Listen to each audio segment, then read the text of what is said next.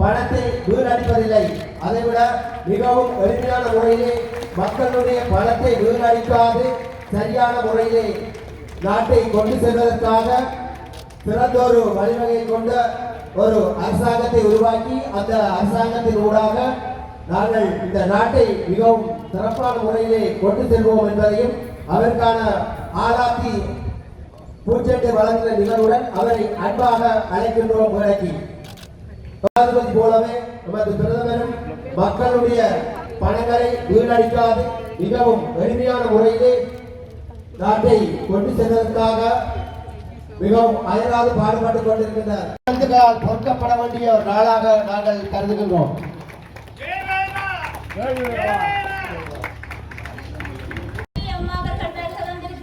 எல்லாருக்கும் நல்ல சந்தோஷமா இருக்கிறேன். கடந்த காலத்துல நாங்கள் எந்த ஒரு அரசியல்வாதிகளையும் இப்படி மக்களோட மக்களா கிட்ட நின்று சந்திச்சிருக்க மாட்டோம். அப்படி இல்லைன்னா நாங்கள் போனில டிவியில தான் பார்த்திருக்கோம். இன்னைக்கு எல்லாரும் மிக்க மகிழ்ச்சியில இருக்கிறோம். மற்றது நாங்கள் அனைவரும் இந்த விமர்சனங்கள் என்று சொன்னதான் இந்த விமர்சனங்களை தாங்குது.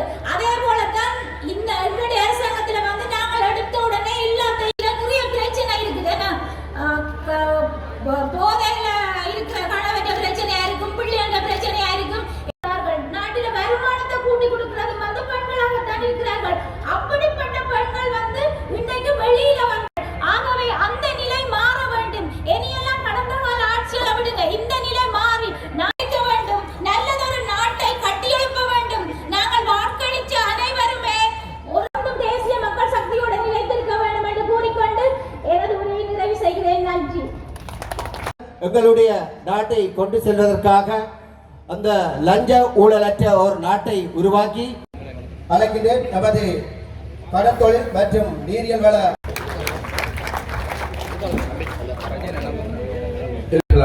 அதே போன்று எங்களுடைய அம்பலவாணர் கடல் அவர்களே, அதே போன்று எங்களுடைய சகோதர சகோதரிகளே, உங்கள் அனைவருக்கும் அதே போன்று இங்கு கூடியிருக்கின்ற அன்பார்ந்த தாய்மார்களே, தந்தை அரணி அமர் சூரிய வருவதாக கூறியவுடன் நாங்கள் இந்த செய்யறது என்று கேட்கின்ற பொழுது மற்ற இடங்கள் ஆக்கள் வரமாட்டாங்க, அது செய்வாங்க இது செய்வாங்க. அப்படி அப்பணிகள்ல நீங்க சொல்ற டைமுக்கு நாங்க ஆக்கள் கொண்டு வரோம், ஆக்கள் வருவார்கள். ஏன் கேட்டா வட்டுக்கோட்டை மக்கள் அப்படியாப்பட்ட மக்கள். அதனால நாங்க இன்றைக்கு 15 வருடத்திற்கு முன்பு இடத்துல இந்த வட்டுக்கோட்டையில வாழுகின்ற வறுமையிலான வாடுகின்ற மக்கள், துன்பத்தில் வாடுகின்ற மக்கள், ஆனால் எங்களை